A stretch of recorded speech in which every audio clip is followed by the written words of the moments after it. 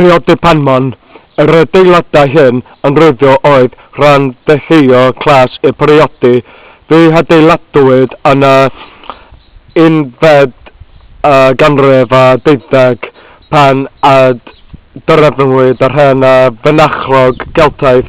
Mae'n debyg fel Priordy Awstynaidd roedd ffreutur neuaf wyta ar y llaw gyntaf gyda salar oddi tanno ac ystafell gysgu uwch ben.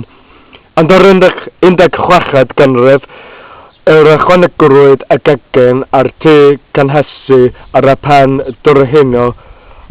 Mae llawlyfr hanebio mon ar y waith yn ystafell Bomaris a chystell Gaernarfon. Mae haneb hon yn chyfal ysgrifenwyd gwledo Cymru.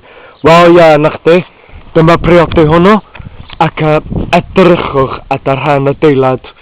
Mae hwn yn cael ei adeiladu y gyfer Priordy pan efo hanes y Celtaidd.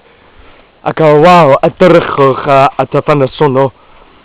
Ie, os ti'n gweld hwnnw, mae ein yn bosib bod ar y mynachoedd wedi dod mewn hyn. Ond reit i fyny y salar, mae gyda nhw ystafell gwely. Reit, os dyna di mewn, ia, dyna ni. Edrychwch.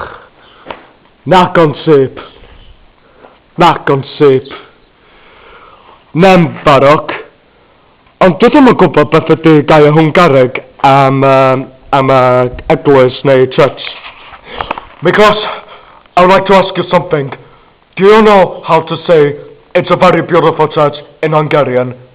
If you know about this, it's going to be a very helpful.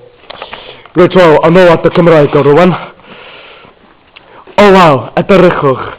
Dyma'r rhan Celtaidd, croes Celtaidd, neu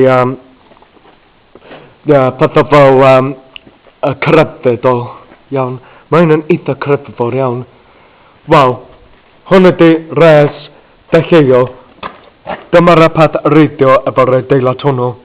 Iap, hwn ydy yr adeilad hwnnw. Dyma ble oedd y mynachoedd yn cael eu bwyta ac y fyny salar. Os ti'n gweld hwnna, ar y flaw hwnnw, dyma'r ystafell gwely o gyfer y mynachoedd. Ond fel yma, hwn ydy, ti'n gweld efo'r ffenestri, dyma ble roedd y mynachoedd wedi cael eu bwyd, bwyta. Ond yma, dwi'n meddwl ydy basement a gyfer, ia. Reit, ar y fap hwn, dwi'n mewn hyn, y dining hall. Hwn ydy cloister, hwn ydy nef.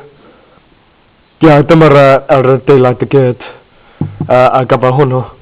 Ac ia, dyna ni.